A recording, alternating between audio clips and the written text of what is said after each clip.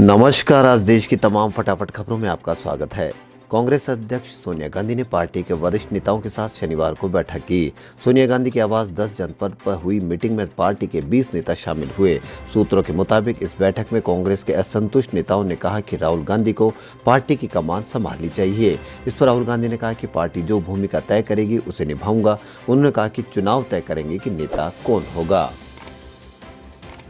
देश दुनिया में कोरोना वैक्सीन आने की खबर तेज हो चली है। इसी बीच भारत में कोरोना टीकाकरण के लिए तैयारियां शुरू कर दी गई है। दरअसल भारत में टीकाकरण के लिए करीब 82 लाख टीकाकरण केंद्र मौजूद हैं। ये केंद्र सार्वभौमिक प्रतिरक्षण कार्यक्रम के तहत बनाए गए हैं।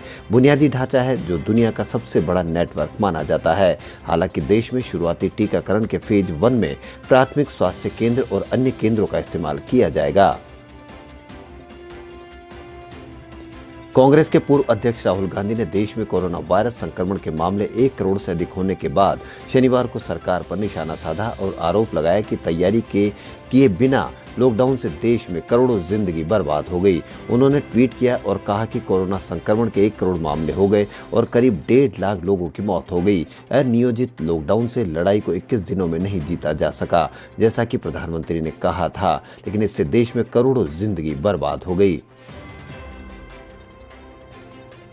आरएसएस के वरिष्ठ विचारक और संगठन के पहले प्रवक्ता माधव गोविंद वैद का शनिवार दोपहर यहां निधन हो गया। वे 97 वर्ष के थे। उनके परिवार ने यह जानकारी दी। उनके पोते विष्णु वैद ने बताया कि दोपहर एक निजी अस्पताल में उनका निधन हुआ। विष्णु वैद ने बताया कि वे कोरोना वायरस से संक्रमित हो गए थे, लेकिन बाद में ठीक हो गए थे। उनका स्वास्थ्य शुक्रवार को अचानक बिगड़ गया था और आज उन्होंने अंतिम सांस ली। दिल्ली में कोरोना वायरस के मामलों में कुछ समय से गिरावट देखी जा रही है और कहा जा रहा है कि दिल्ली में कोरोना की तीसरी लहर को काबू कर लिया गया है। इसी बीच दिल्ली के मुख्यमंत्री अरविंद केजरीवाल ने शनिवार को कहा कि दिल्ली में कोविड-19 के 1133 नए मामले सामने आए। संक्रमण दर घिरकर 1.3% हो गई है। ऐसा लग रहा है कि हमने मिलजुल कर दिल्ली में कोविड-19 की तीसरी लहर पर काबू पा लिया है। सक्रिय मामले घटकर करीब 12,000 के आसपास है। प्रधानमंत्री नरेंद्र मोदी वीडियो लिंक के माध्यम से अलीगढ़ मुस्लिम विश्वविद्यालय के शताब्दी समारोह में मुख्य अतिथि के रूप में भाग लेंगे। संस्थान द्वारा जारी बयान के मुताबिक 22 दिसंबर को इस समारोह में प्रधानमंत्री के साथ केंद्रीय मानव संसाधन विकास मंत्री रमेश पोखरियाल निशंक भी भाग लेंगे।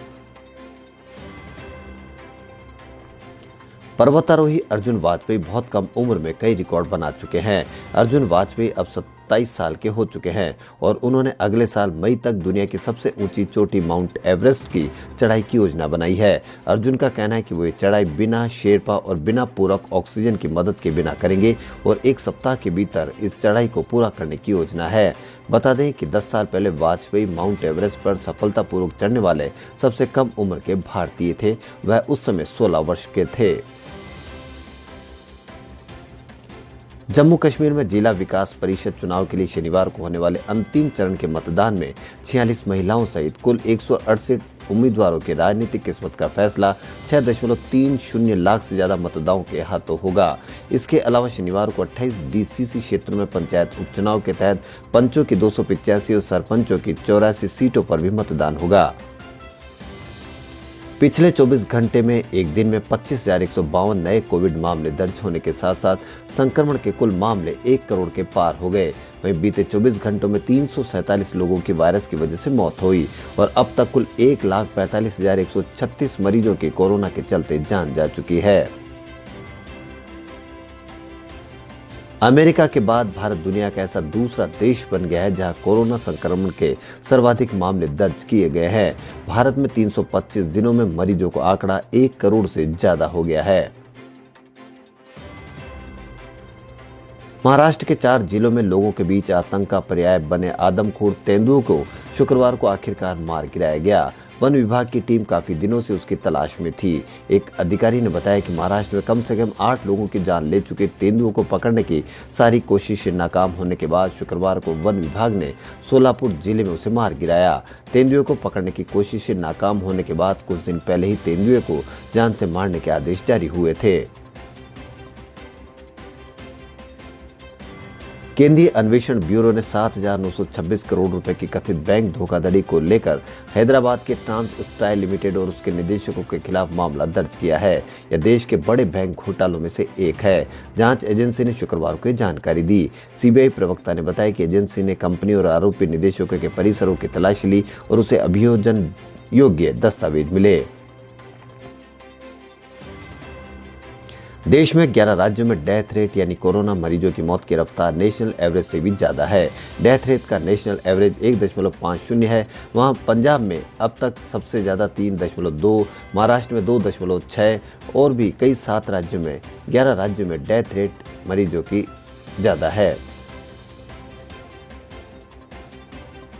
शिमला और कश्मीर में बर्फबारी के बाद अब दिल्ली में भी कड़ाके की ठंड शुरू हो गई है। दिल्ली के जाफरपुर में पारा शिमला के बराबर पहुंच गया है। यहां तापमान सामान्य से 6 डिग्री कम रिकॉर्ड किया गया। वहीं पंजाब के अमृतसर में ठंड ने 10 साल का रिकॉर्ड तोड़ दिया। यहां पारा 0.4 डिग्री पर पहुंच गया। भारतीय रेलवे की योजना मांग के अनुसार ट्रेनें चलाने की है। इससे सभी को कंफर्म टिकट दिया जा सकेगा। इसके लिए रेलवे ने 2024 की समय सीमा तय की है। इसके साथ ही माल ढुलाई में रेलवे मौजूदा हिस्सेदारी 27% से बढ़ाकर 2030 तक 45% करने की तैयारी कर रहा है। खबरों फिलहाल इतना ही। यदि आपको हमारा चैनल पसंद आए तो लाइक, सब्सक्राइब और शेयर अवश्य करें। धन्यवाद।